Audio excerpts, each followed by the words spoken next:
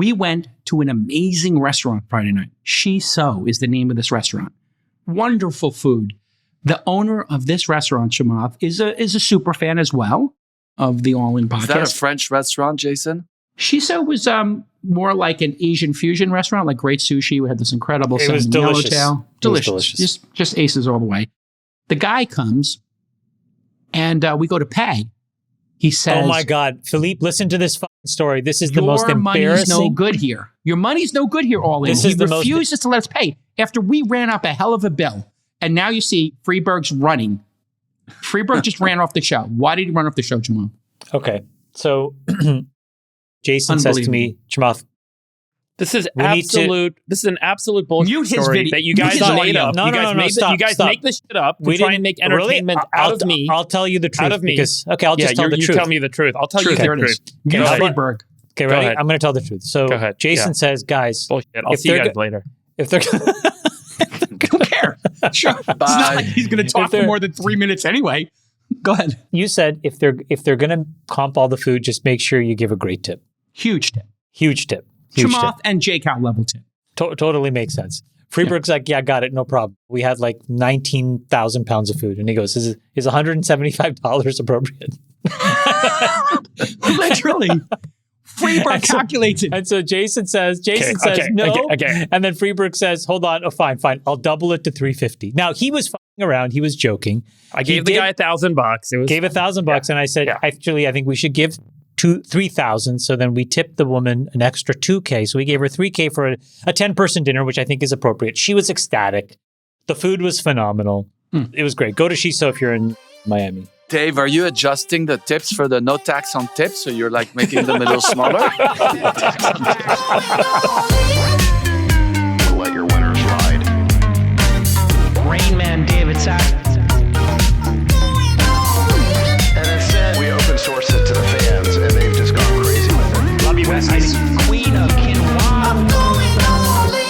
Hey, everybody. Welcome back to the #1 podcast in the world. We're going to have an amazing episode today. The Besties are riding high. Why are we riding high? Because we went to Miami. Oh, my goodness. We had so much fun at F1. Thanks to... It was fun. I mean, It was gosh, awesome. so many great stories. So much good time. We're laughing the whole time. We did a little stage show. And Tony Robbins came up. We had Nico Rosberg. He's a Formula F1 champion. Our guy Antonio Gracias, who's working on Doge, Valor Capital, friend of the pod, and Mayor Francis Suarez joined us. And then at the end of the show, surprise guest, none other than Sergey Brin, who is punching a clock. He's working like 70 hours a week over at Alphabet, and we'll talk about that today a bit. Did you have a favorite speaker, Mr. Sultan of Science, the one and only David Freeberg? Did you have a favorite speaker or a moment? I thought Sergey did a great job. He was very casual, very chill. We had a great conversation. I think we should probably publish that as a standalone. I thought it was really good. So drop him like a little midweek drop or something. But I like will that? say, I like it. Trip, trip, trip. Antonio, I gave him a shout out just because I think the work Antonio is doing is so important. I am super impressed, and I was really appreciative of him taking time to come hang out with us. But obviously, he's working with Elon on Doge, but he's also uncovering a lot of stuff in the government that it's really powerful to see someone actually go in, do the digging, and present it the way they are with the transparency he is. And he's not doing it for any angle. There's no money. There's no benefit to him individually. He's just doing It's probably net negative on the margins for him. really hard for him. And and it's just amazing. Based on Elon's experience, it's definitely net negative. People maybe don't like having their grift canceled. Chamath Palihapitiya, our chairman dictator. Do you have a favorite moment with the speakers or a favorite speaker, a highlight from the programming specifically? I thought all 5 of them were amazing. I did think that Sergey did a really good job. I like Nico Rosberg a lot. I did too, for sure. I'm really excited to see what Francis does next after being the mayor of Miami. Maybe governor. We'll see what Love the Antonio. party says. I think they were all Antonio was great. Tony Robbins, I have to say, his energy is very unique. And when you're near it, I didn't have many interactions with Tony up until that first time, really. I'd met him through Peter Guber a couple of times when I was part of the ownership team of the Warriors. Peter's a co-owner. They're very good friends, but I'd never really spent much time with him. He's a special person, you can tell. There's a big energy there. They were all great. Yeah, I'm interested to see how the audience likes that interview because, he is a ball of energy. I tried to get him to open up, talk about himself a little bit, but, he was kind of on his own tip, but the audience loved him. And we did a great meditation exercise that everybody loved. It was a lot of fun. Joining us this week from Coatue Management, yes, we have Philippe Laffont, who is his older brother. And Philippe, welcome to the program for the first time. Thanks, guys. Great to be here. Have you heard the show before? Have you listened to the All In podcast, Philippe? Let me ask you that question right off the bat. I've been listening about it for a week at speed of 1.8. So I think I've gone through about 10 or 12 episodes. Okay, I'm you're ready. Catching up. And all right. Are you an F1 fan? You're French, so I don't know. Is that popular in France, the F1? Hey, we had a good F1 pilot, right? Alain Prost. He won a few years, so. Okay. It's incredibly popular in Europe. Jason, what did you think of Formula One? That was your first time, right? It was my first time to F1. There was a lot of pomp and circumstance. We were very lucky that the Trophy House, my friend Ford, whose partner's on the Trophy House, included us. He gave us a level of Trophy House. Trophy House, there it is, beautiful structure, 3 amazing floors, tons of activations, which means free stuff. And for those of you who are not in these circles where celebrities get all kinds of free stuff. And we had a poker game. It was wonderful. Best way to watch the F1. Play poker. Yes. By the way, when you're live at the F1, it's a little bit hard to get into the experience because the cars just zip by you. So you get to see the car for a few seconds and then kind of dead time. Yeah, it was very exciting, I have to say. It was a very social experience. And we made an executive decision because it was raining to pull the table and put it inside the Trophy House. And then we had an incredible view of the finish line. And there's Friedberg standing up, me next to him. We had an incredible lineup. Travis joined us. You can see there Phil Hellmuth haranguing poor Travis from Uber, sitting next to me. I mean, this is... Phil always has to have his hand on a billionaire. He has to be within... Yes, he's not within 5 feet of a billionaire. He has a panic attack. So...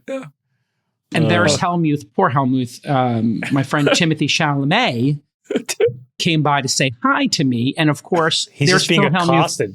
My tackling God. him. Look at those meat hooks just going over poor Chalamet. He's like a giant panda bear, and Chalamet's the bamboo I felt stick. so bad for Timothy. He's done such amazing work. He's done such amazing work, and you can see how engaged he is in Phil Hellmuth. He's like, who is that person? Why is he grabbing me? Right. But, then again, Phil Hellmuth is presenting him. And now here's a proper way. Hey, can I say something? Is that dealer Larry Summers? He sort of looks It is Larry Summers after his appearance Did you here. guys Actually, get it's the interesting. cards dealt by Larry, your new best friend? After he was here, he lost so much sponsorship and so many...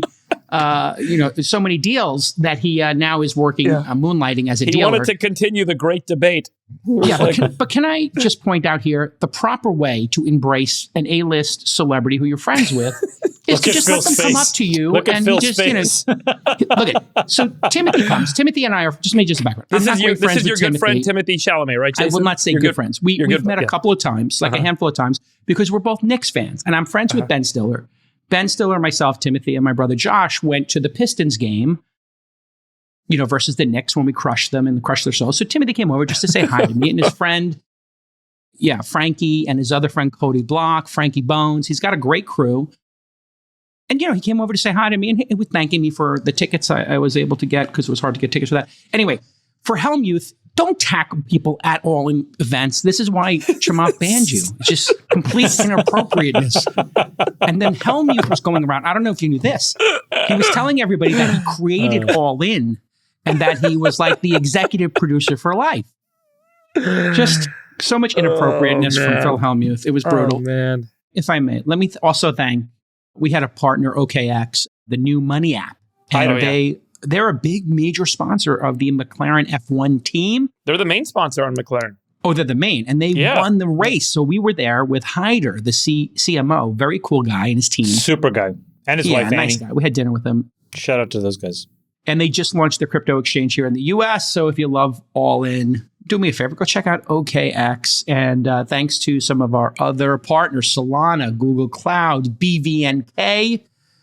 Circle, shout out my guy Jeremy Lair, and my brother in Knicks fandom, Shane from Polymarket, who I got to hang out with a whole bunch. He's a really great guy. Wonderful event. We're going to do it again. We're going to run it back, I think, for maybe F1 Austin. Vegas. And we're going to, and maybe Vegas, who knows? Maybe Vegas. the Super Bowl, maybe NBA Finals. We're going to do some more of these 200 to 500 person events. I got to say, it was so fun to hang out also with Yes. the fans that came in for the show, the sponsors. It was just so great to like go to these All right. events and hang out And with if people. So you- Hey, I thanks, need Mark. to ask you guys a Yes. question. Of What course, was yeah. the most fun, the Friday, the Saturday, or the day of the race? Saturday for me. So you like the content best. Okay. Saturday was, I woke up, I went straight to Jeff Gross's house. Me, Travis, Helmuth, and a couple of others. We played poker until 4. I ran to the hotel, took a shower, went on stage at 5.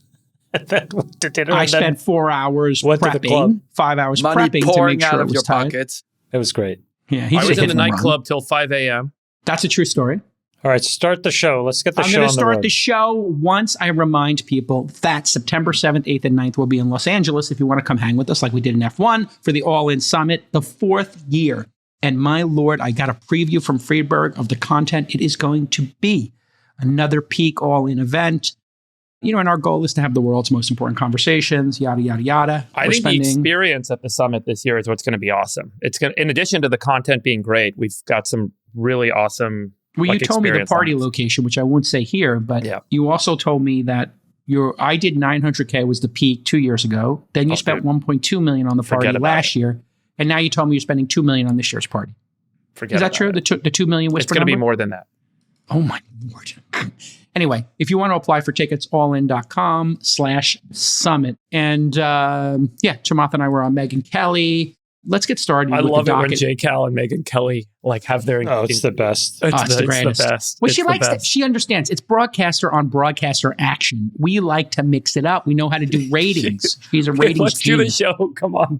All right, the Fed held their rates steady again this week. If you remember last year, the Fed cut 50 bips in September, then 25 bips in November and December. But so far in 2025, the Fed has kept rates in a steady range, 4.25 to 4.5%. They said they want to wait and see. They're in wait and see mode because they don't know what Trump's doing with these tariffs and how that's going to impact the economy. Here's the quote from the Fed. Economic activity has continued to expand at a solid pace. But they warned about potential stagflation, risks of higher unemployment and higher inflation are their concerns. And I talked about that last week. I'm hearing a lot of hand-wringing about layoffs coming soon. So what do you think, Philippe, about the Fed not taking any action? And what's your general take on the markets? You know, the markets have seemed to recover largely from the Trump Independence Day tariff announcement, but it feels a lot pretty shaky out there. A lot of M&A on hold, a lot of hiring on hold. What are you seeing on the streets? Yeah. Well, it hasn't been a boring year, has it? So I would say on the Fed, right? A lot of people are saying, oh, the Fed should cut and this and that. I actually think that there's also the scenario that what if the Fed is cutting because things are not so great? Maybe that's actually not a good message. And what if the Fed is not cutting because actually the economy is really strong? And so I think that the Fed not cutting is actually not that bad of a message. And I'm surprised just in general at how bad sentiment is, but how good the hard data is. And we have this ratio at Coatue where we sort of divide hard news as a numerator and sentiment as a denominator. And it's the first time where the news is so good and the sentiment is so bad. And I don't know if the sentiment is bad because just the market went down a lot or for other reasons. But I actually think the economy is doing really well. And we also learned two really important things. One is when the market did go down a lot, the government did budge and said, hey, we need to step in here. And the second part is the Fed did something that I thought was very clever. They basically said, we're not going to cut just to bail out the equity market, but if the market's liquidity is no longer functioning, emphasis on liquidity, then we'll step in to restore liquidity. And I think those two things really brought the market back up. And I think it's more a little bit the case of a tariff correction or a tariff tantrum, but not a tariff crisis. So you said there was a lot of good fundamental news. What would you put at the top of that list? And you said there were things in terms of sentiment that were making people quite negative. The economy, as viewed by consumers, is really shaky. So what is the sentiment news that you are most tuned into? And what are the hard data that you're most tuned into? So on the hard data, the part that's most surprising is that consumers have very weak sentiment, but in the meantime, consumer spending is remarkably resilient. And you can see this in a number of ways. You can look at the Visa and MasterCard earnings, but I also like just to listen to like little quotes, little tidbits that you pick up in the transcripts of companies reporting earnings and stuff. And people will say like, even in the month of April, consumer spending is very strong. And even in the last week, when we adjust for the front loading, some people are pre-buying ahead of the tariffs. Even when we strip that out, consumers really good. So I think the part that to me is most surprising, consumers great. With respect to sentiment, it's really bad. But one thing that's funny is whenever the market goes down, sentiment is bad. And so I don't think sentiment is necessarily a good leading indicator. I almost think it's like a lagging indicator. I bet you that now that the market's gone up, we look at sentiment in a month from now, and it'll be like, oh, sentiment's getting better. So I think that's what's going on. Chamath, our friends at Polymarket are showing in June, 84% chance of no change. July, 51% chance of no change. And then September, 48% chance of a cut. And then Powell, obviously Trump's been mixing it up with him, saying he's going to fire him, he's not going to fire him. What's your take on the Fed and what they should be doing here at this moment in time? And then maybe you could respond to Philippe's sort of insight there that I think was pretty good, that there is a juxtaposition between what people are saying they're going to do, consumers, and how they feel about the economy, and then what they're actually doing. I agree with Philippe's diagnosis that the Fed will really be focused on liquidity. I agree with that. In fact, Nick, I just sent you something on Signal, if you could just throw it up here, which is a really interesting view on subprime. And what it shows you is the spread between where credit acceptance is versus capital ones. And the point in bringing this up is that when you look back historically around these subprime lenders, whenever these guys start to see price to books just start to escalate and get to highs, it tends to portend a liquidity crisis. It tends to show that things are about to roll over. And from that perspective, I think that there are some blinking yellow lights that the Fed needs to take seriously.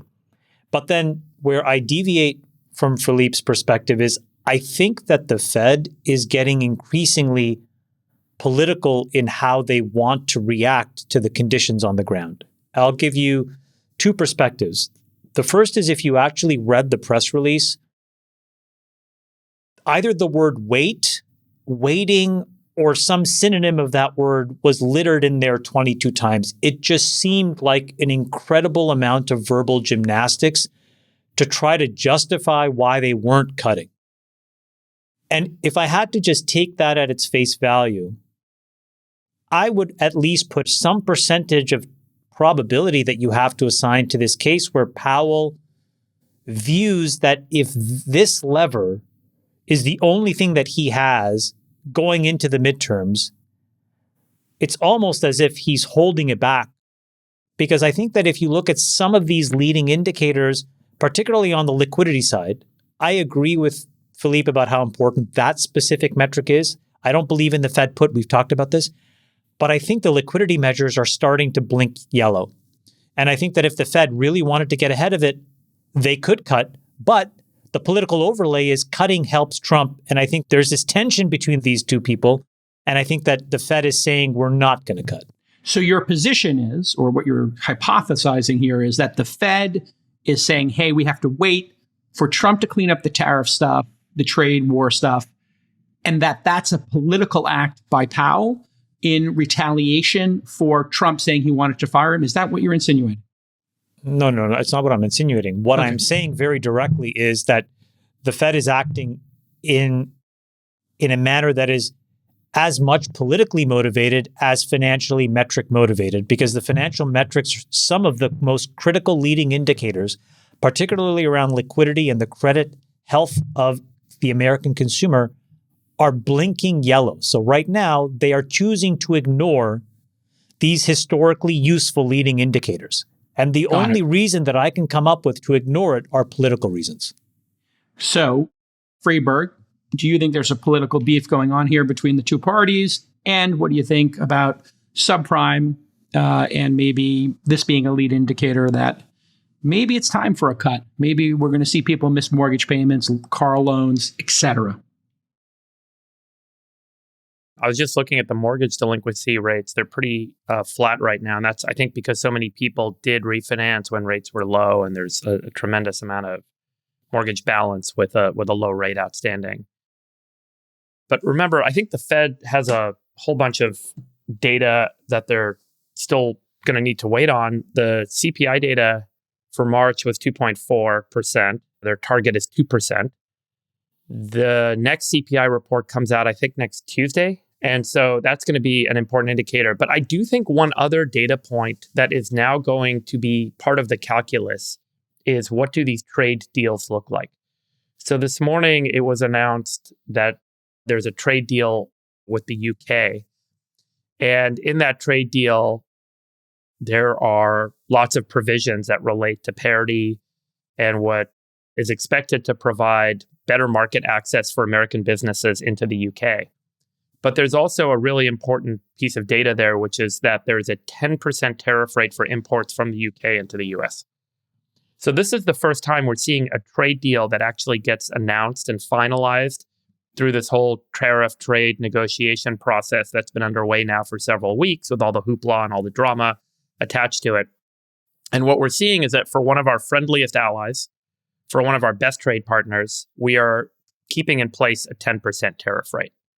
So if that holds with other trade deals, and that becomes kind of a standard across the board as they get more of these trade deals done, perhaps with countries that are less friendly, with more onerous, with less regulatory parity in the trade relationship between the US and that country, maybe there's higher tariff rates. What that means ultimately is that there is now maybe a pretty sizable long-term revenue stream for the federal government that didn't exist before, which means that there's room to cut taxes, which means that this is all going to be part of the calculus of the Fed's decision on whether or not and why they would need to cut rates, because this is going to drive inflation, it's going to drive GDP growth, it's going to drive employment. And so I think that there is a pretty dynamic situation at play right now. It's not just that there's a static tax revenue base and a static federal spending model, and then CPI and employment data that is going to follow them. You think Powell thinks that this Trump thing is going to work, so he's holding bullets in the chamber because he's worried about inflation? I think they're going to wait for data. I would agree with that. Yeah. Dave, in fact, a couple things I was wondering your opinion on is, one, I was with this retailer, gigantic retailer in the US, and there's this sort of false narrative that when you have tariffs, like 100% of tariffs are going to get passed through in pricing, and therefore tariff is like a tax, right? That retailer told us that they think only about 50% of the tariff gets passed in pricing. So I sort of agree with you. There is going to be a net positive, and that retailers have way to work things around and stuff like that. I would also say today, post this announcement, the market's very strong. And initially, I was a little bit surprised because we're taxing 10%, not only the most friendly country, but one where we actually have a surplus. So I was like, if it's 10% when we have a surplus, what is it when we have a deficit? But on the other hand, the market is speaking as we speak. And I also think that there were a lot of announcements that seem to make it like, hey, we're going to make a deal with China. We want China to do well, but we need to do well too. It seems to me that at some point, maybe there'll be a bit more of a win-win versus such a acrimonious. And maybe that's why the market's reacting a little bit more positively. By the way, that trade deal, we also eliminated the 2% surtax on big tech companies. And then Howard just said today that they're going to announce a $10 billion order from Boeing. on top of that as well. So But these are going this to is- drive GDP. They're going to drive employment. It's really hard to cut rates into a market where there is not yet priced in or not yet well understood, but an expectation of a driver for GDP, driver for employment, and potentially an impact on inflation. It's really hard to go into that sort of an environment and cut. I mean, if we're in a sustained period of 4 to 5% rates, I mean, we should talk about that at some point, but there's huge implications to the economy if this thing stays where it is. Huge. Philippe, are you in the camp of 4D chess with these tariffs and these negotiations, or, throw some stuff against the wall, react to it in real time? He's shaking the snow globe. It's chaos, et cetera. Where do you sit between those two opinions we've heard on this podcast over and over? When you ask a tech investor for like his opinion on macro, Yeah. this is the beginning of the end, right? I think I've predicted like 7 of the last 3 recessions, Yeah. So my track record is pretty weak. Well, let me ask a different question. How is this impacting the tech market, private companies that are thinking about going public, M&A? We saw DoorDash buy 2 companies this week. We've seen a bunch of companies file to go public. We've seen them pausing. Does this kind of uncertainty, which it seems like is causing the disconnect, right? You explain this disconnect, how people feel about the economy and then their behavior. Is that disconnect caused by the sort of communication that Chamath and I and other folks were saying, hey, needs to be improved here? And it seems to be with this UK. If this had been the process from the start, where we're like, hey, we're going to do one of these a week for 50 weeks, and you're going to get this good news each week as we sort this out, that seems to me like something that would build confidence, as opposed to, hey, everybody's going to go back and forth. You say 50, we're going to go to 150 tit for tat. So maybe talk about the impact this has for founders, startups, executive teams. I think for tech guys, by and large, a lot of the tech is in services. So that's out of the picture for now. But there's obviously going to be a lot of tariffs for semis and then for the assembling of the motherboards into computers. So those are the 2 key areas. And one of the difficulty is we have these sort of base tariffs, but we also have these sector tariffs. And we've had sector tariffs in cars, 25%. There's rumored to be sector tariffs in pharma that could come out next week. And there's also been potential sector tariffs, in semis. So it's been pretty disruptive. And I don't really know how to think about it. And I think nobody knew, which is why the market just took a 25% peak to trough down. And then after that, we learned, well, the government is actually smarter. One of the things that I love to see is all these executives that get to come to also plead their case in Washington. And maybe that was never the case, a few months ago. And there seems to at least be a feedback loop. Okay, we do something, we see what breaks, we listen, we readjust and stuff like that. But to be honest, I don't really know how it's going to play out. And I sort of was very conservative for a period of time, just waiting. And then to me, what happened last week with Microsoft saying that AI had really picked up, that was a really big deal. And I almost coined it in my own mind, tokens greater than tariffs. And I think one of the reasons why the market's moving up Just to right hold on, now. Hold on. Just explain that just a little bit. What do you Tokens mean over by that? tariffs. Yeah. Tokens, I don't know. I put the greater sign. Tokens are much greater than tariffs. Tokens, So you mean AI tokens? AI tokens, yeah. Yeah. So I sort of view tokens. I don't really understand as well as Dave for sure. All the AI models and stuff like that. But I sort of view tokens to an AI model is like fuel to a car or electricity to a computer, right? Mm-hmm. And Microsoft said that in their Q1, they processed 100 trillion tokens, 50 trillion alone in March. And so the tokens are really going basically vertical, which is probably because of these reasoning engines, which are much more sophisticated and require more compute power. And I think the market, it's a bit unfair for Trump, but the market did not just go down because of tariffs. If you remember, it went down because people freaked out. We're in an AI bubble. AI is not really working. What's the ROI on AI? That was maybe, I don't know, a third to a half of the problem. And I think what Microsoft said is CapEx is going up and everybody has a gigantic shortage of chips right now. That I know for sure from all of our private companies, public companies. There's a shortage of chip, a shortage of compute power. And so I think that's also maybe why the market's going up. And so for me, it was sort of a way, emotionally, I got so drained with the tariffs and thinking about tariffs and having to think about something I don't really understand. And I feel now there's a chance when you look at the next year or two, at some point tariffs goes away. Trump makes this big deal with deregulation, the tax breaks sort of cancel out the tariffs. We move on. And what are we left with? We're left with tokens. And I think the world of tokens, for me, I've been doing this for 35 years. It's maybe the most exciting trend and thing that I've seen. And all these people that say, oh, this is the end of American exceptionalism. I almost wanted to say, no, you guys are wrong. This is the beginning of American exceptionalism because we've got Wall Street, we've got Silicon Valley, and we still got a pretty good government that at least tries to get stuff done. So I'm pretty excited by that. I've been talking with my management team a lot about AI first principles, and we're actually doing an offsite in 2 weeks on this because I've been following a lot of what the other CEOs have been doing and hearing stories. We had a great conversation with Sergey. He gave us 2 anecdotes of how he personally has used some of these tools to make management decisions, and his observation was managers are the first to go. And if you zoom out from that statement and you zoom out from the comments you're making, Philippe, there's, I would say, like a once in a generational opportunity to select companies that are going to accelerate growth because of the leverage they're going to create by adoption of these tools. Not tech companies in the traditional sense, but across the entire economy. And some of what we're seeing right now in the reformation of venture capitalists, and I know you're going to talk a little bit about Coatue here in a bit, but so much of the thesis is around traditional businesses being reinvented using AI.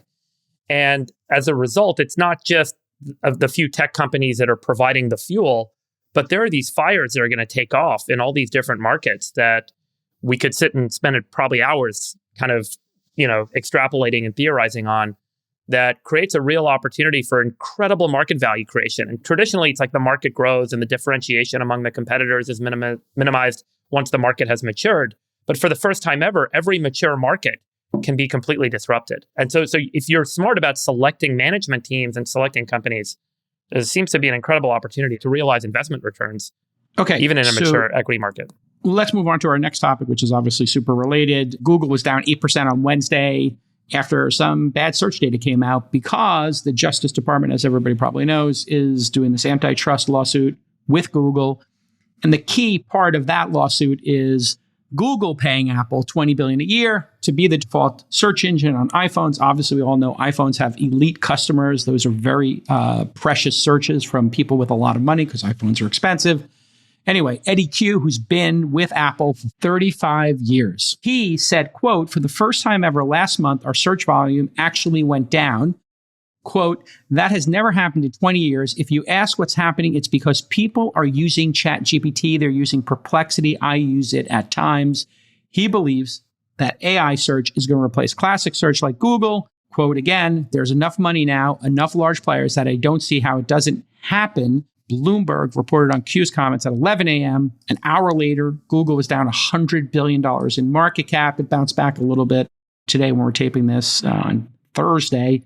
Here's the statement from Google responding to Q's comments. We continue to see overall query growth in search. That includes an increase in total queries coming from Apple's devices and platforms. Freeberg, is it time for Google to panic, Google shareholders to panic? We talked last week about making bold decisions about what is the default and how might Google get out of this classic innovator's dilemma. What do you think?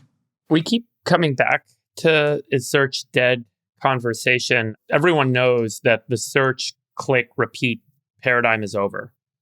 And there's a new model in what I would zoom out a little bit and say is kind of the difference in human-computer interaction for knowledge, information, and services. It may not be that I type something into a search box. It may be that I'm having a chat. That chat may happen in a chat window. It may happen via voice. It may happen on a screen. It may happen in an earpod. We don't yet know where the consumer is going to go with this, but there's a lot of paradigm shifts underway. I will say Google has models that are, if not the best, competitive. So the underlying models, the underlying technology exists. They are certainly aware of the shift in the paradigm. And so the transition for Google doesn't need to happen overnight to a chat interface that looks like ChatGPT. It may be a standalone app. They have a standalone app. As Chamath has pointed out in the past, they don't do a great job promoting it. They don't do a great job integrating the chat interface into search or replacing search of the chat interface. Because remember, search ad revenue today is $200 billion. And the cost to serve an AI query is order of magnitude higher than the cost to serve a search query. So flipping the search interface over to a chat interface overnight doesn't make sense. And they don't need to. They have the users, they have the models, they already have the product. So it's going to be a slow kind of process of finding the optimal course for them to make the transition, would be my guess on what they're doing. It's a question of at what point do you change the default on Google? Do you make it a slow one box, which is that answer section at the top of the search page, and you slowly get people used to that and you lead them over to the chat interface? Or do you do it all at once? Or do you tell people, hey, go use the app instead of the search box?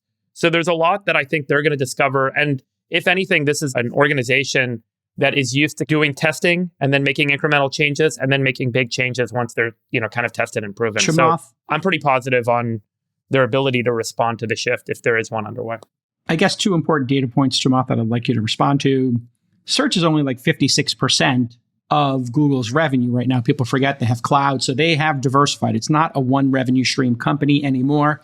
And then also these Google search results at the top of the page, they're dropping precipitously the number of clicks below it. So different studies, 15 to 35% of the clicks below the box are are dropping. So this is significant, but it seems manageable. Where do you stand on it right now? Time to panic? Or as Freeberg was saying before, hey, maybe it's a great opportunity for Google to add yet another product line, yet another revenue stream.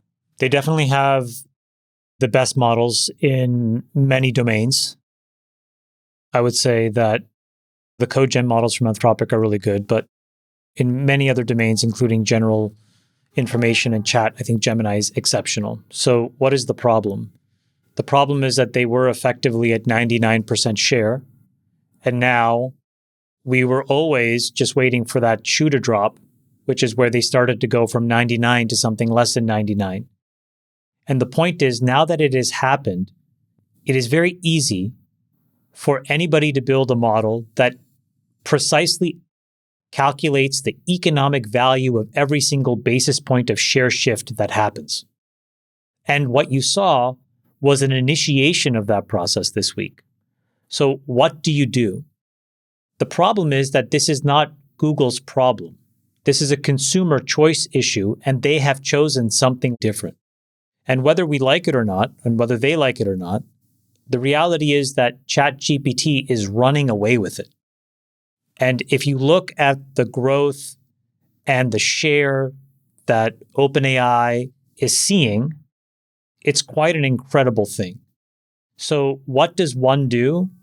I think that instead of waiting for data, I think that you have to assume that you're going to go from 99% share to 75% in the next 2 years, as an example. And you need to start asking yourself, what will go wrong?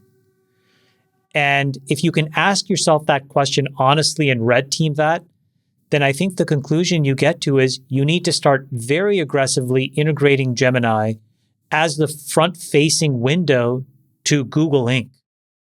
But again, as I sort of said last week, that requires a combination of taste and courage. Otherwise, what will happen is if you're waiting for the data, you're just going to get caught off guard because Apple will do things and then make a press release months after the fact. OpenAI will announce a press release.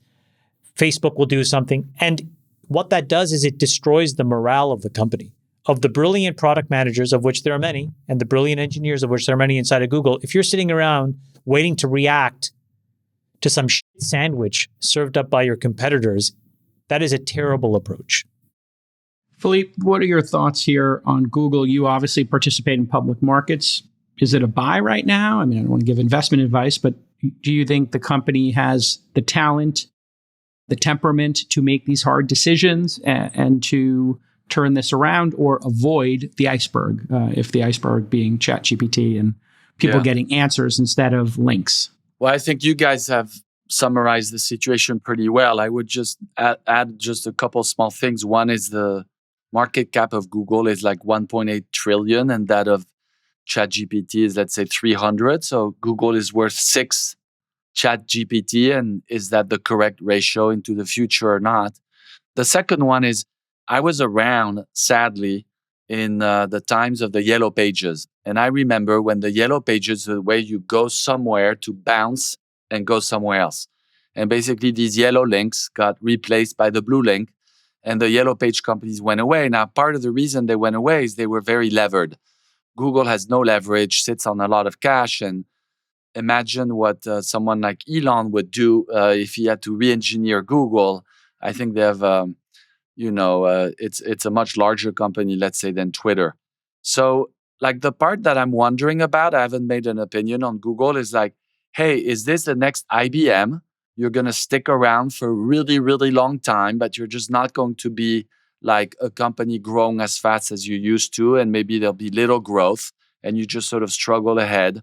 Or can they completely re-engineer their business? And they do have 2 great businesses, Waymo and YouTube, and really cloud and all the cloud apps. So they have 3 great businesses. And then they have this one search business.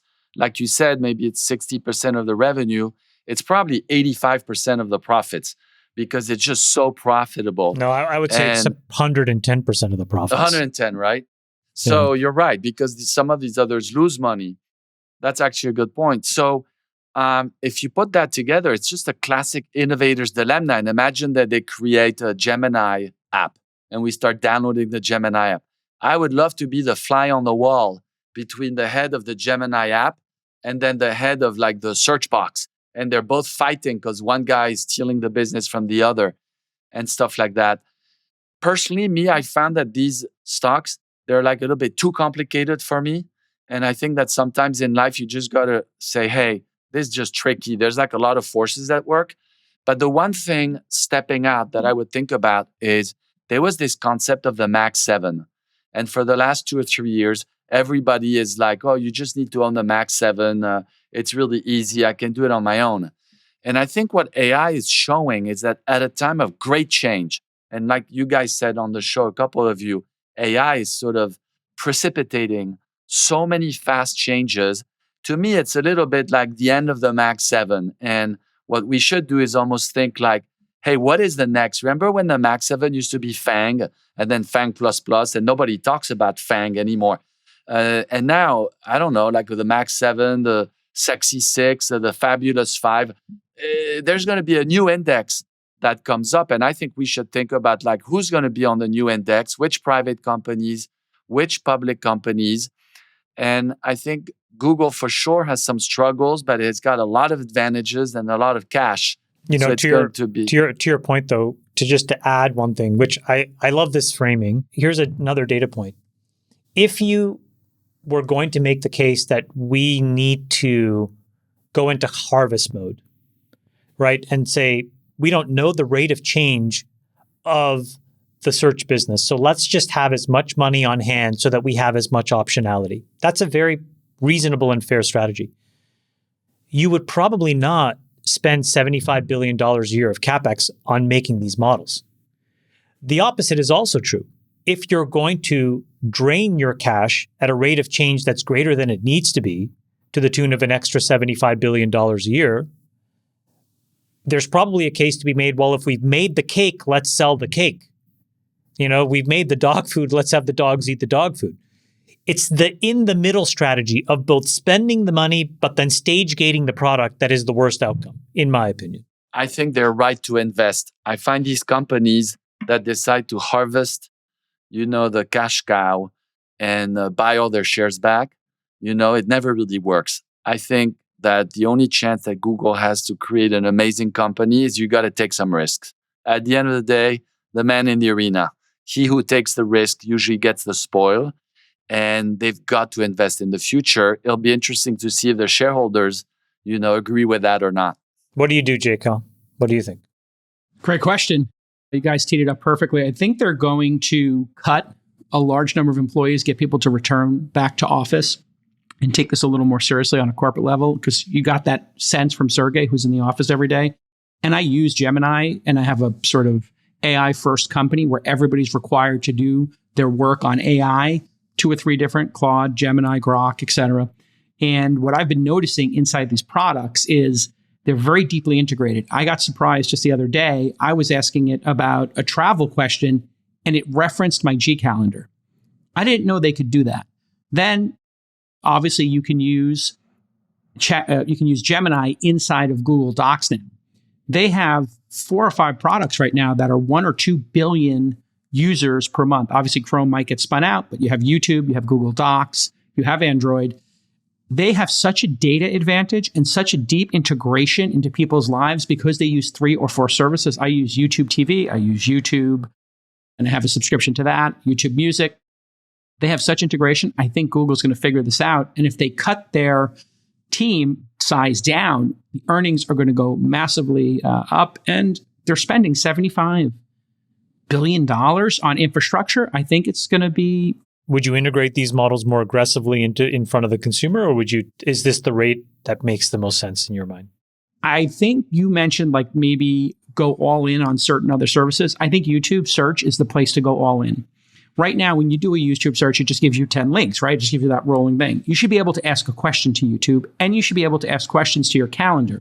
You should be able to say, who have I met with over the last 10 years, who I'm no longer in touch with, and what are they up to? And it should do a Gemini search inside of Google Calendar. It's very light right now. And then if you did that on YouTube, hey, tell me everybody's opinion on Coatue and their strategy over the years and how it's changed. And you ask that on YouTube with all their transcripts, they could make a super cut of all of that. This would train people, at the point of pain in a very deep way without sacrificing Google search queries, too aggressively. So there's YouTube's such a secret weapon. I hear you. I would just remind the Google management team that very, very, very smart people like Philippe and others who control trillions of dollars.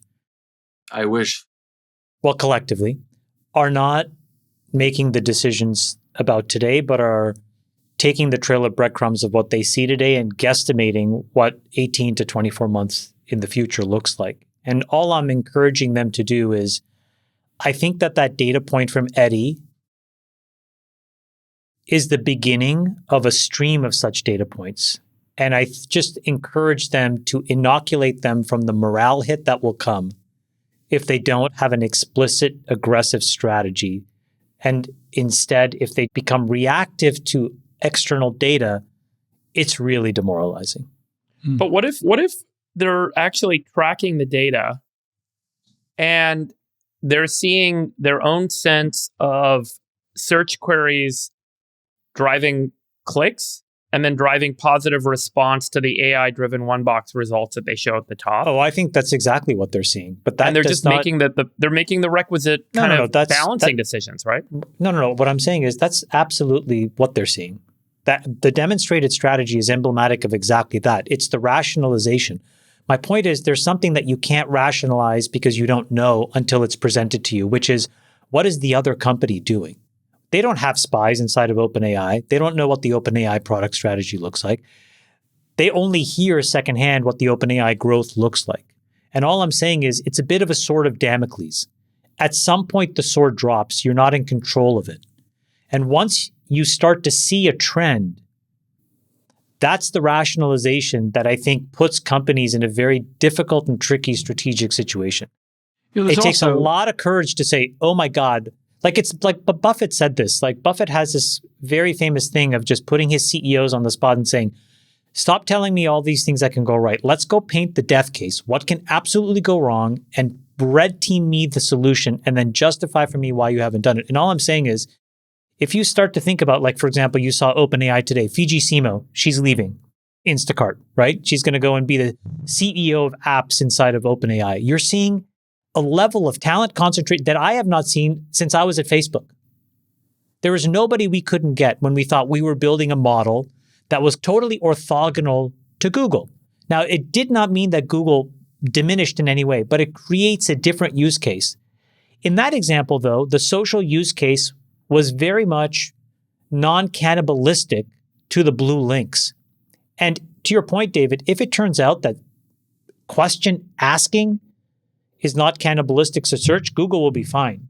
Right. All I'm encouraging them to do is play the scenario where it is cannibalistic and figure out what to do. I think there's a chance that we're underestimating the power of Google's ad network right now.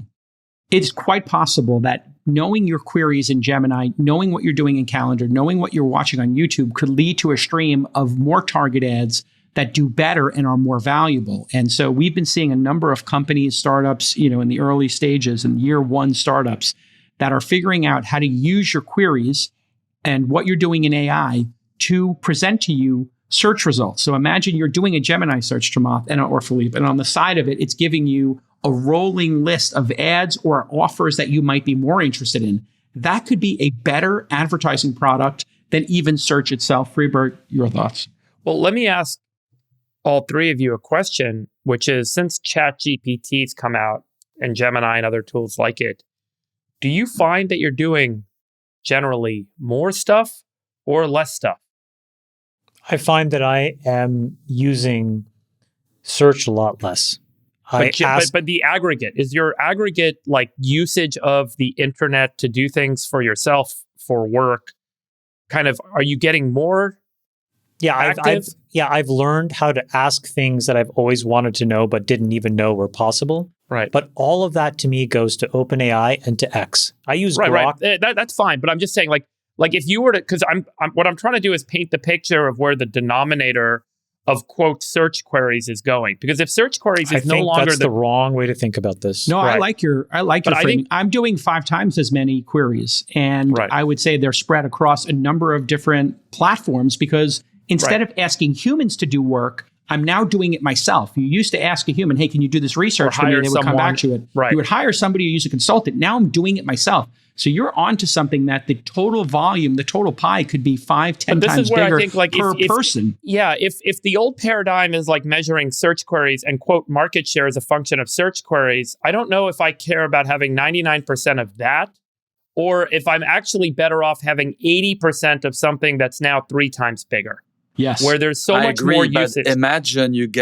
lose 99% of one bucket, but you're only getting 10 or 20% of the new bucket. That's the Exactly. bad scenario. That's exactly right. That is the bad That's scenario. the issue. Guys, That's that right. bucket is getting built right now, and there are Nowheresville in that bucket. How are you going to show up in 18 months and say, "Oh, that new bucket, that's so shiny. Pick me, pick me." This is why it's a strategic error. Well, think about let's say you're running growth at Facebook, Chamath, and you guys have a new product you want to launch. You've got 1 billion users. How do you get them to use that new product? Because Google has a ChatGPT competitor. How do you get them to use that product? Yeah, I walked through this last week, but I'll do it again, which is, I think that today, the part that I agree with you is this whole view on search is antiquated and it makes no sense. I think instead, what you need to think about is where are the inbound actions into the house that is Google, right? Google Inc. And you have to have a very simple way of deducing what is the value of that inbound action. And if you rank them, the inbound actions to the Google search bar are obviously way more valuable than the inbound actions in all these other apps. I would start in those places that are more bottom of the list on the money side, but high on the list in terms of intention and behavior. And I would redo the experience around Gemini. But that requires taste. And cannibalization that you have to be willing to take the hit on. Which service do you think is number one? YouTube? I think your idea, Jason, around YouTube is a very smart one because it's a juggernaut business. I also think Workspace, we use Workspace here every day, Gmail, Calendar. I think Workspace could be really interesting as well. Gmail's a great one, yeah. Inside of Gmail. And it is going to get better. Like there are smart people thinking about this. All I'm saying is that the market will now start to price this decay in. I'm long. Well, Philippe, I want to know your bucket of what are the most important companies that matter the most. Okay, I'll try, but I have to ask you guys a question before. Do you guys think that the 2 founders come back in a very forceful way into the company? I don't know exactly why, But one thing that I was wondering, Chamath, is you bring up a very important word, taste. Do you have to be a founder to be able to impose this sort of new taste? And do you need sort of founder credibility at the junction at which Google is at? It seems like this is a big junction, right? This is the first time in their 20, 25-year history where I feel like, whoa, there's a real threat. How do you do that without the founders? Yes. And on top of that, they're alive. It's just they may not be at the Sergey company. asked Larry no. Sergey's going to do it. I think he's building up. The reason we're seeing at the all-in events, the reason he's going to work every day is that he's building up his knowledge base here. And I don't want to speak for him, but I've seen him really engaged on this stuff. And the Gemini app is kick ass. And I've had long conversations with him about like little details in the Gemini app. He is super engaged. Like I've had conversations with him about granular details of Google local and YouTube searches and how they should be presented in the results in the Gemini app. He's into it. He is into it. You're bringing up something which I think is very important. When you're at a junction this important, who has the gravitas to come in and actually make a difficult change like this? I think in general, it's the founders. And, in fairness to Larry and Sergey, these are two brilliant guys. They've done it once. And in fairness, they probably did it kind of a second time when they created Alphabet, because now you have these other businesses that are pretty impressive. Now they're just going to have to do it a third time. But they're going to have to impose their will, and they're going to have to develop some very specific taste. This is nothing against Sundar and the team, by the way. This is just to say that the only people that can come in and say, guys, we're going to make a change that could have this negative impact to a $1.8 trillion company are people that are going to feel it the most. They will feel it more than anybody else. And so if they say that it should happen, they'll have the moral credibility to make it so. I love this question that you were just asked, Philippe. Go through your top 10 companies, why you love what's them. The number? What's it? Not top 10. What's the number, Philippe? What are the companies that matter the most? Yeah. So I've thought about that a lot. I'm not sure I have, great answers, but the first one is I keep defaulting to the number 25. I can't explain you why, but they're not 100 companies. But if you think there's only 5 and all these money managers, they have like 5 stocks that represent 80%. I feel the level of risk that you're taking is too high. And that one has to be, I start with the public markets. I would say most French people are not known to be particularly humble, but at least if you've been in the stock market as a French guy, you've been beaten up so bad. I started January 1st, 2000. So imagine what my first 3 years looked at. I got reduced to, ashes, just beaten up by the market. We did reasonably well because thank God being a hedge fund, you have different tools that you can do. And so I think you need to have a certain number of stocks. You need to know that some stuff you get lucky, some stuff you get unlucky, some stuff you get right, and some stuff you get wrong. And then I think that there's a second phenomenon. Once you agree to the 25, you say, wait a minute, why are there no IPOs? Why are these private companies, amazing private companies, some of the best in the world, SpaceX, Stripe? Answer that question. Why? OpenAI. Why? In your mind? I think that the cost of being public is too difficult. One. What cost? I think actual legal the fees? reputation, the regulatory, like you get busted like left and right by agencies. And like, when's the last time that a public company, I think that, during the last administration, something like someone told me, I don't know if it's true or not, but I love the quote so much that I'm using it without checking if it's 100% true or not. Something like 35% of the S&P had an issue with a government agency in the last few years, right? When's the last time that you guys remember a private company that has an issue with a government agency? Like, I'm sure it happens, but like off the top of my mind, it seems like a fraction of that, right?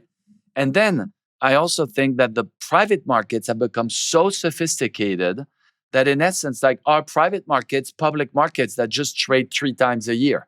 Like, these companies, they do these rounds, once or twice. They're becoming pretty sophisticated. They match buyers and sellers. And I think that's okay. And then the last piece, which I think that's a very bad piece for the four of us and all of us on this call and many of your listeners, is that there's such a view that like large companies are bad and we got to bust them and we're not going to let them do any M&A. And as a result of that, small companies no longer get bought by big ones. And for me, it's a disaster because if I fund small companies, but now you take away one of the best ways that I have to monetize my investment, why should I invest in risky private companies? I can just buy the public one. And so I'm really hoping that as part of this deregulatory move, and you guys and Sachs will have way more influence than we, but to convince people that in my mind, the best way to create competition is to allow these large companies to fight against each other. And the battle between OpenAI and Google is the best way to do that, but not by telling Google not to buy something or telling OpenAI Let's not to double buy click something. on that, Philippe. I think it's a super important point. The singles, the doubles in the industry. I've been harping about this on this program as well, so we're simpatico. What about a proposal where maybe the non-Mag 7, let's pick a number, under $1 trillion market cap, under $750 billion, we let those companies buy and sell each other at a very vibrant pace. We saw ChatGPT buy a $3 billion company, I think, this past week in the kind of coding space. Like I mentioned earlier in the program, DoorDash bought 2 companies. What if we said, hey, okay, we understand Google getting bigger, Apple getting bigger, Microsoft getting bigger. Why? That What's could the be rationale for that? anti-competitive. How does My rationale would be... But how does size make a difference to whether or not someone should buy a company? Very simple, because they have such a market dominant position. That's different than size. Hold on, let me finish my sentence. They have such a market dominant position when a company like Apple has, half of the mobile phones, or Google has Chrome, Android, plus all these things, that they could shove that product for free down the throats of users, price dump it, which is illegal, and create less competition in the future. But if you said DoorDash and Lyft or, Coinbase plus a stablecoin company, this would build the Mag 7 to the Mag 70. And then you would have many more larger companies. What do you think of this, Philippe? I'll respond to that because I don't think that makes any sense. And I think that why. the comments you're making about size shouldn't drive these decisions. The fact that Apple, for example, has a minority market share in operating systems on mobile phones. Remember, Android is the majority. And it's no longer true in the US, by the way. Right, not in the US, but globally, right? And Apple comes along and says, hey, I want to buy a car company or I want to buy something else. Why should that affect consumers in any way whatsoever?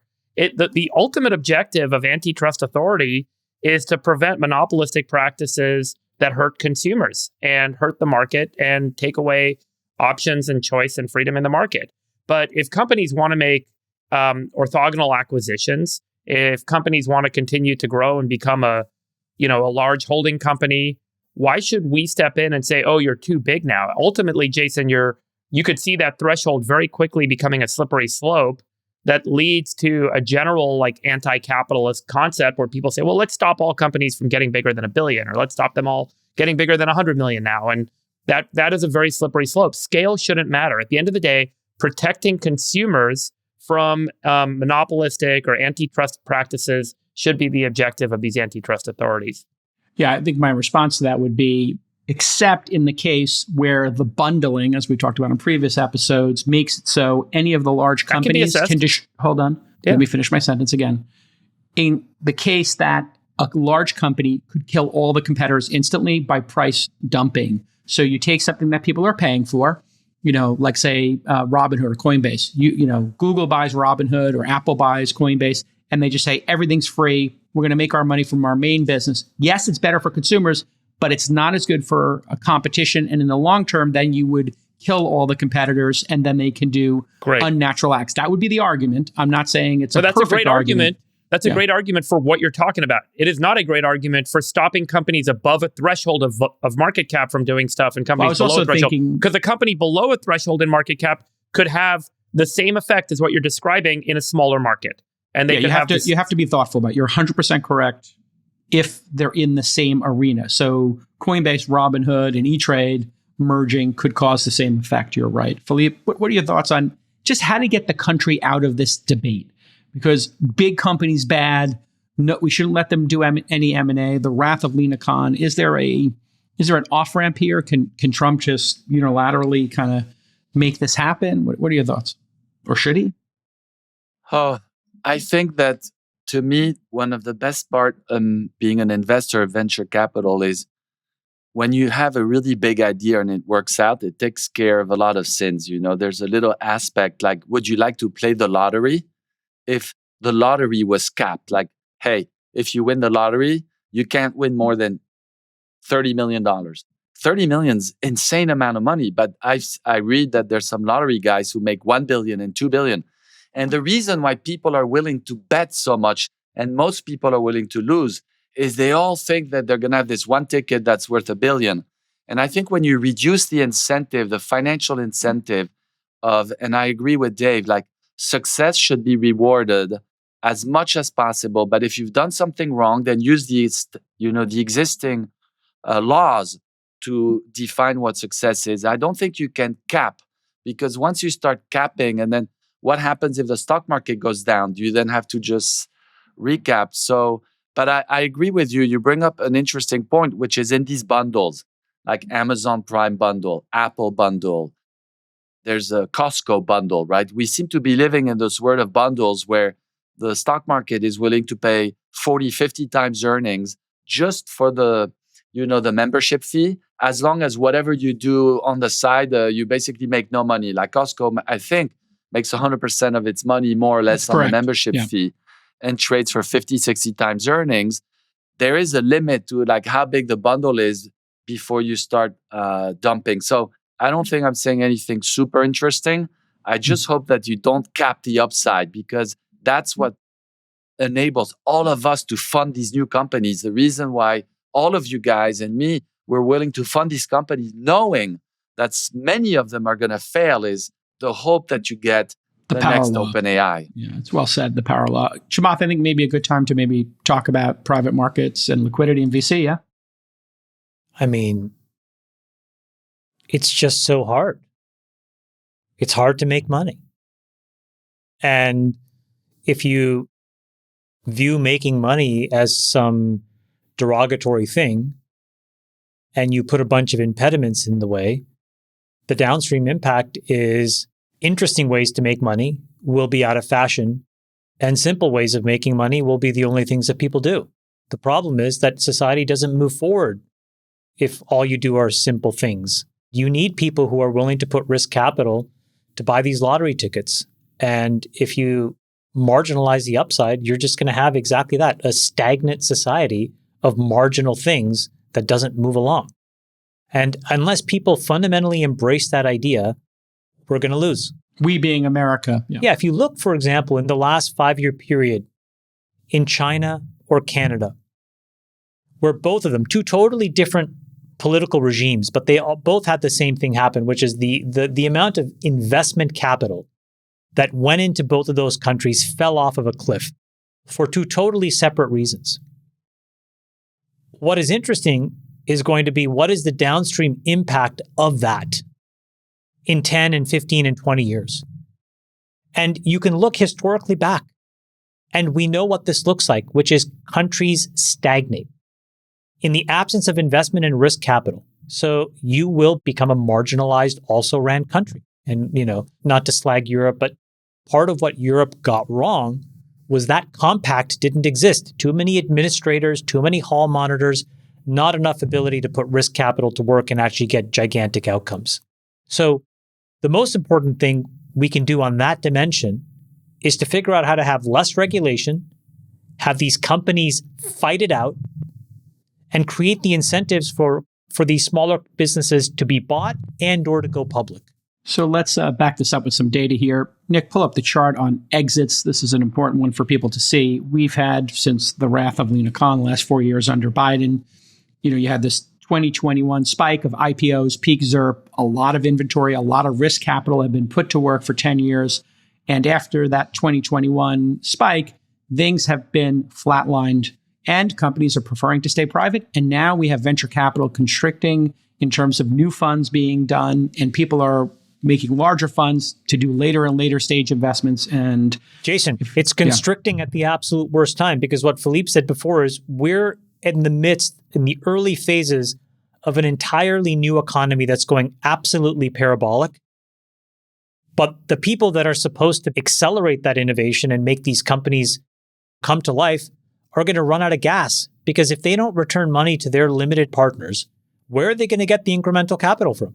It's the retail investors and sovereign wealth funds outside the U.S. seem to be the answer to that doesn't this question. just lead to a normalized market, Philippe and Chamath? So ultimately, shouldn't the exit volume define the amount of capital that LPs should invest in this asset class to get a return that compensates them for the illiquidity relative to public markets at the same kind of risk levels? At the end of the day, it is what it is. And you're going to see a reduction in venture dollars. And that's just the market normalizing. The economy only grows and only innovates at a certain pace, is what the data shows. I think the way that I think about this as an LP, and maybe Philippe can talk about this as a GP, but as an LP, when I think about putting capital into different funds, I have a base return in my mind, which is I want, after taxes, net of everything, to generate about 10% a year. That's where my risk of ruin is basically zero. It compounds to infinity. I like the profile of my return of my assets. How do I get to 10%? Well, sometimes when I'm holding short-term stuff, I'm only generating 4 or 5% in paper. So then I have to go out on the risk curve. So I talk to a hedge fund. They're going to give me 12 or 13% net, maybe in some cases. I try to understand their risk, but I can only get so much working. So then I have to go further out on the risk curve. Then I talk to some private credit and private equity guys who tell me, yes, I can give you mid-teens returns. Then I do the analysis on that and I think, okay, I'll give you some money, but they are going to lock me up for 5 or 6 years. It's still not enough to get to a blended rate of return of 10%. So then I go yet further out on the risk curve. I call my friends at Sequoia and all these other places. And when you talk to the venture investors, the problem is you are so illiquid for so long that the rates of return need to be in the mid to high 20s net to me. But when you look at the data of what's possible, they actually look like a 3 and 4 year hedge fund. And part of the reason is because of this strangulation of illiquidity that's caused artificially by administrations, by regulations, and by agencies like the FTC.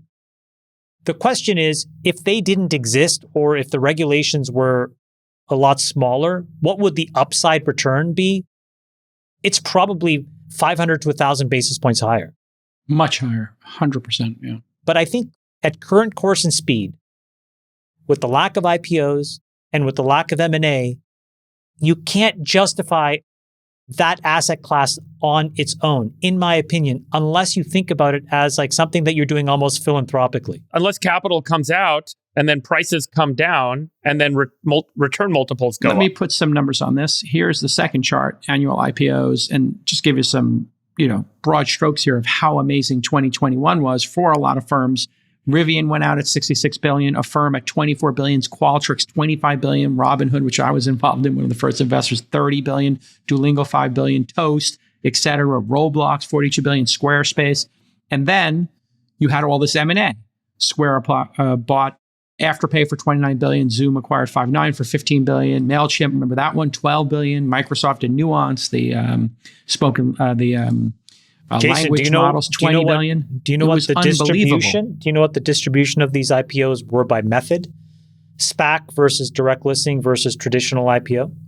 I don't have that here. We'd have to do it not just on the names, but also on the amount distributed. Yeah, that's a good question. But when I look at that data, what I look at, if you just bring it back for 1 second, is ever since the 20 and 21, which were very high. If you look at 22, 23, 24, and now bit 25, I'm like, how is this that it's worse than 04, 05, 06 that were normal years? Yeah. How is this worse than 13 and 14 and 15? Yeah. And she that's scared exactly the hell right. out of people. She scared people. Correct. M&A, I've talked to M&A people, Philippe, and they have said it's not even worth bringing it to the board. It's not even worth the discussion. She can't connect the dots. She's like, I want people to not, play the lottery anymore. I don't care for them. She doesn't understand that our system is based on this risk taking. And so, listen, I think it's almost. I think it's this also. might change. It's also worse than that. I think that they probably look at like Adobe Figma, and they look at the cap table, and they probably just make a judgment that, hey, I don't want these people to be billionaires. Yuck! I hate these people. But they don't understand, to your point, the waterfall effect of not returning capital to all kinds of other investors who are in the business of taking risks. It's this like collateral damage. You know, one of the things I feel none of these people understand so well is like all the collateral damage. You think you're moving in one direction and all these dominoes sort of fall around you. Exactly.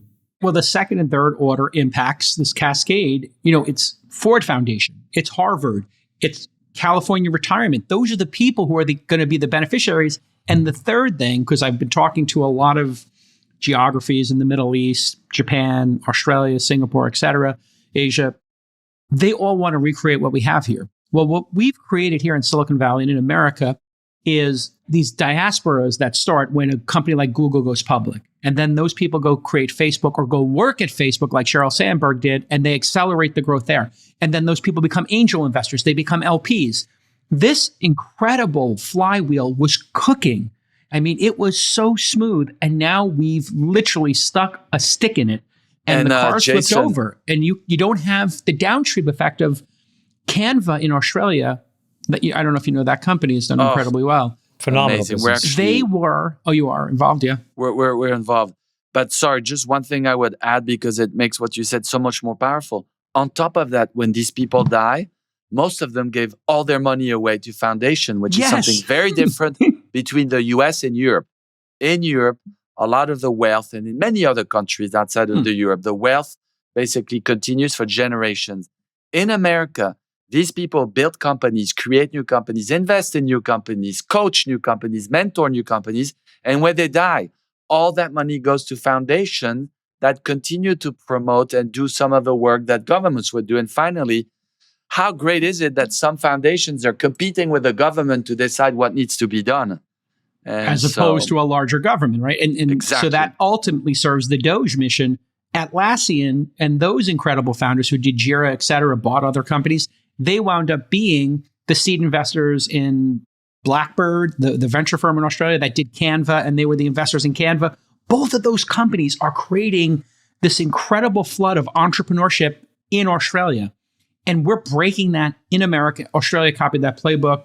I want to know about the new fund you're doing, Philippe, and why. Maybe you could explain to people, I guess this is one of these, what do they call it? Closed or open-end funds, and they operate differently than venture ones. And also the seeding, you seeded it in a very unique way with a couple of very unique family offices. Yes. Yeah, but well, unpack you guys everything. are nice to ask, and a couple of you have tweeted some nice things about it, so I really appreciate it. I loved it.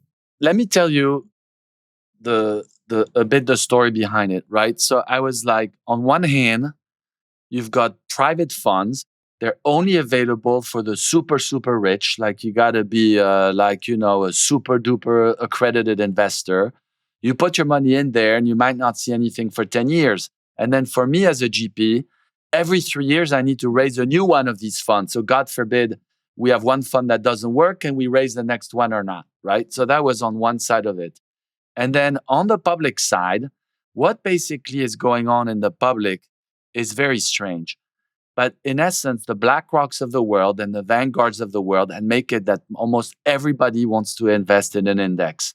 And as a result of that, the people who are still active managers, they're all basically closet indexers because the risk of being wrong, you do better for 10 years and then you do worse for 1 year, you're out. So basically the public market, everybody wants to index, which is I think why the Max 7, is so big and stuff like that. And the other part that's weird with the public markets is since everybody needs to be indexed, everybody needs to be fully invested at all times. I'm like, why? Why is it that you need to be fully invested in 1999 if the P multiple of the market is 60? Why is it that you want to be fully invested when you're already down 10%, things are not working? Why not raise cash a lot? Sort of, freshen up your ideas a little bit, go take a long walk on the beach and try to understand maybe you've made some mistakes and stuff like that. So I've always wanted to do two things, which is one, on the public side, have the ability to be different in the stocks that I own, but also that if I'm nervous, then what's wrong with holding cash? And I hate to put this in the same word, but you look at Berkshire Hathaway today, and everybody wants to compare themselves to Berkshire a little bit. But Berkshire today is $1 trillion company, a third in cash, a third in public equities, a third in private equities, right? And so I was like, okay, well, what if we have a system where we can be in public stocks, we can be in private companies, but we also can be in lots of cash, and where investors know on day one, please do not compare me to an index. If you come in, you got to give me sort of 5 or 7 years to do my work. And I'm also going to let you take a little bit of money every year. So in essence, I'm willing to work at much lower fees because you give me capital for longer. But you don't give me the capital forever, and you're not stuck forever. And so these interval funds are really interesting because I think the minimum investment is like $50,000 or something like that. And the conditions to qualify for such a fund are much smaller. So there's many more investors that can come. And I look at it a little bit of like, this is the democratizations of tech investing.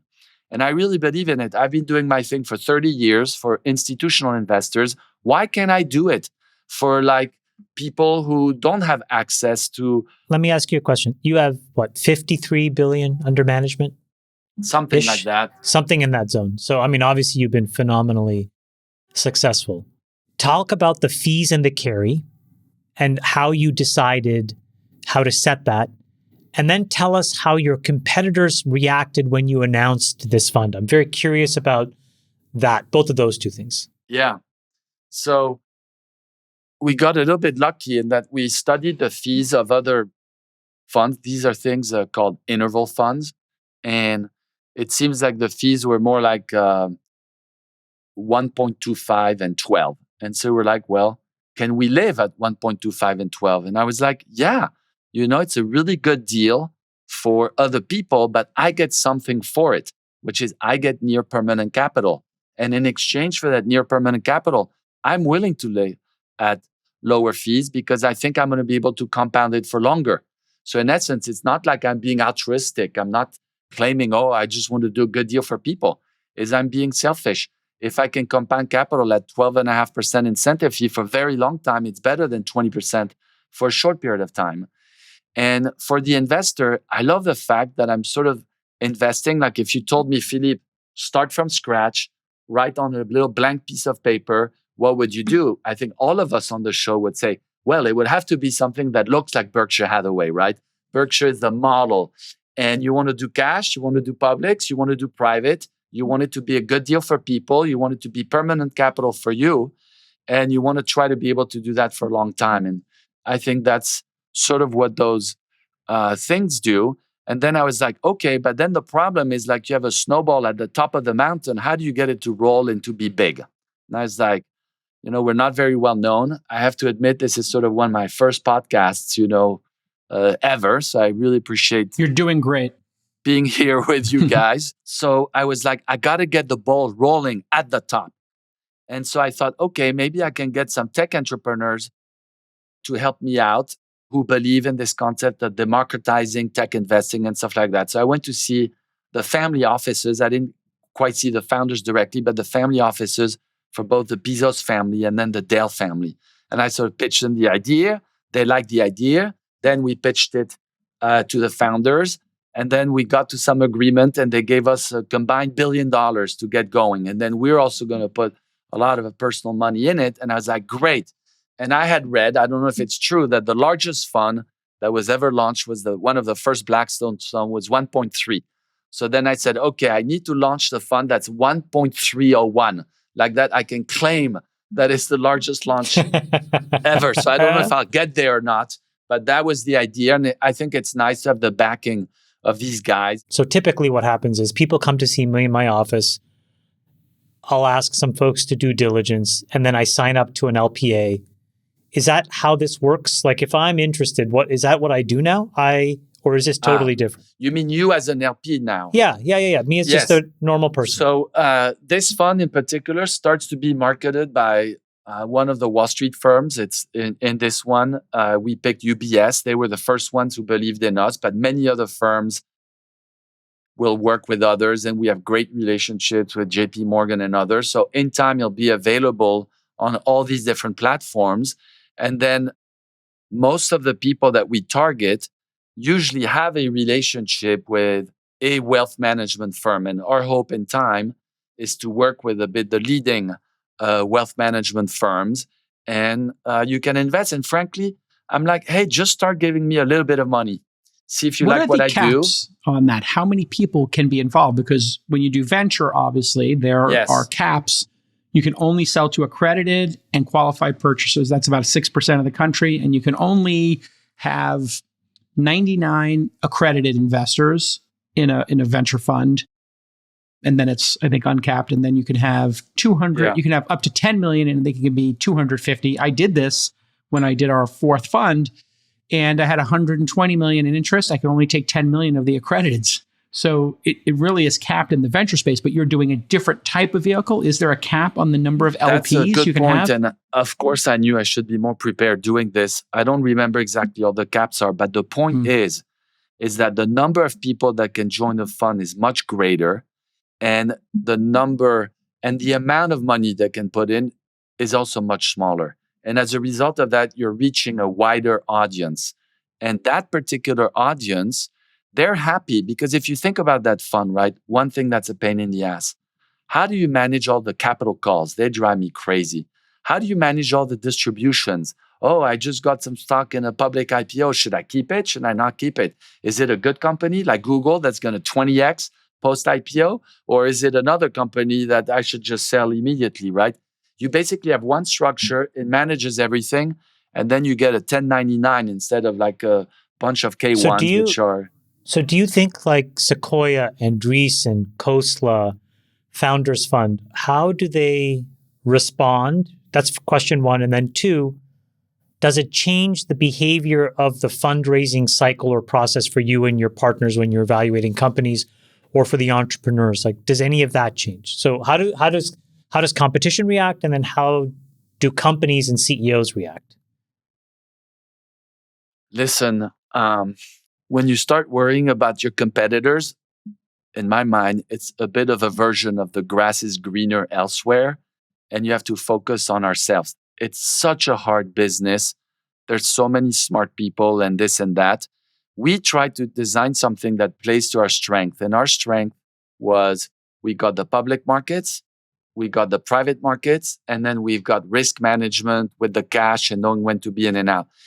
I would suspect that other people will do the same.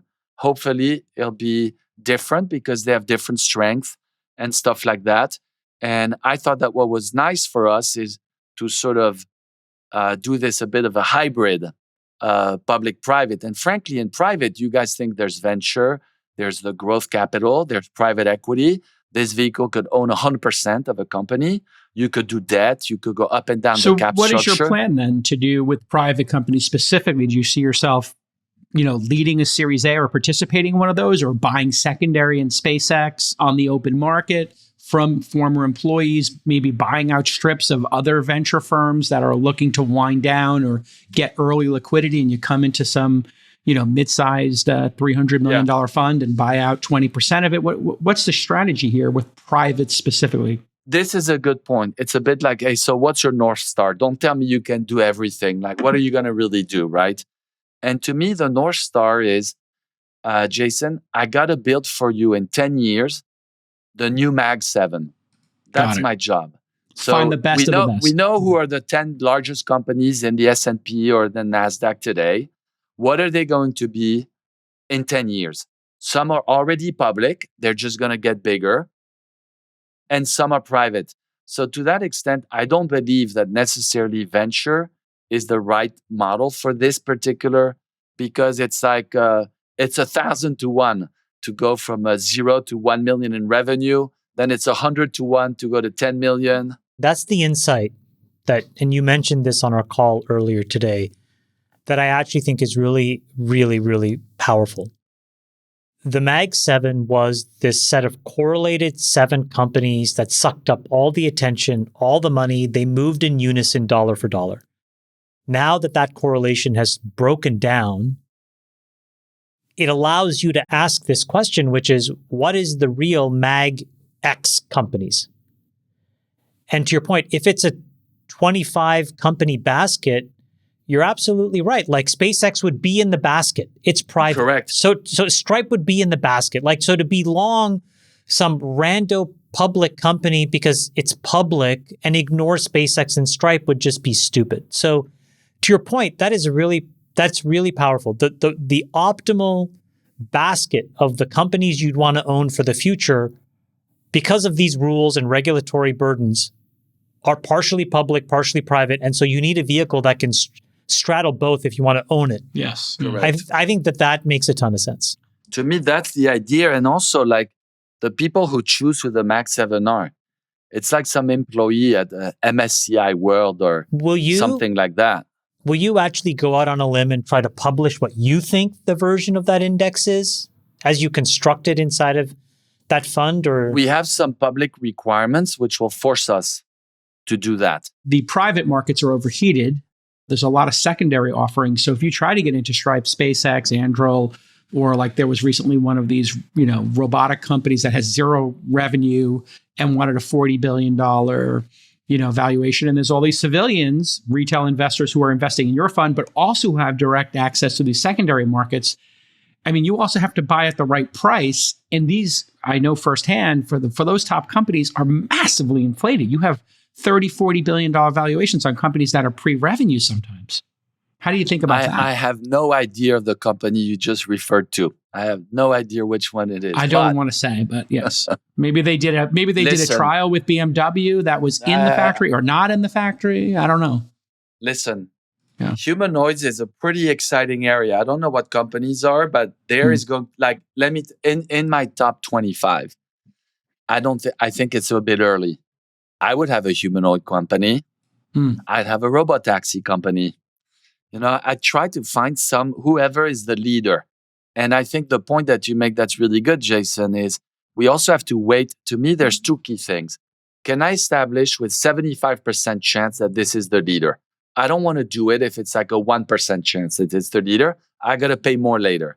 That's one. But two, there's one advantage that the public markets have over the privates, that we know how to value things because we have comps and we know about revenues and profits and earnings and P multiples and stuff like that. Sometimes private investors, they just value a private company like, hey, if the last round was 100, well, this round's 200. And I'm like, but why? Why is or the next CEO round is really good on camera and funny on Twitter. It's like doubles, right? And so I think that in the growth business, like being a public investor is important because it lets you at least say, if this company were already public, what would it be worth? And then when you own public company, the one thing that the private company gives you, if you want the public business, it gives you discipline. But what the private business gives you, which is really cool, it gives you the telescope into the future. And I think that to be a good investor, you need to have one side of your brain, which is imagination, creation, believing in the future. And you need to have another side that says, hey, slow down, chemo. This is like 80 times earnings and it's twice as expensive, and be patient. And for me, the best investors are the ones where you sort of have the telescope in the future, but you also have the day-to-day discipline of the public markets. And as I said before today, man, you get beat up in the public market so bad all the time because you buy something, it goes down by half. In the private markets, it goes up, goes up, goes up, and then one day it just goes boom. To zero. Yeah. Yeah, it's like we're out of business. You take the loss. Exactly. Hey, guys, some breaking news. Breaking news. The Pope has been selected. And I thought, since you guys haven't been here, let's go through it. Here it is. The smoke has come out, and Phil Hellmuth is the new Pope. Helmut. A little work to be done on these language models. Oh, look, here's another one coming out.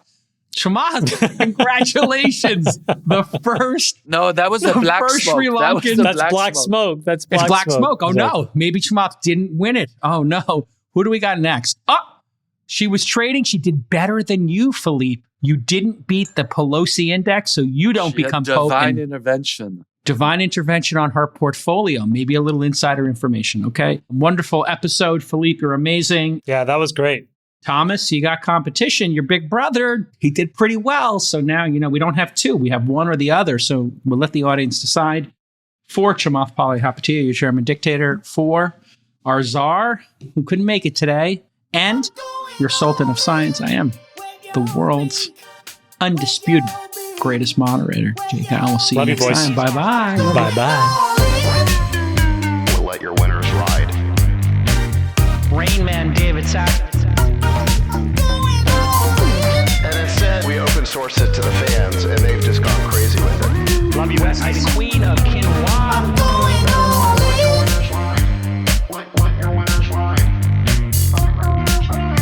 Besties are back. Code 13. That's my dog taking a notice in your driveway.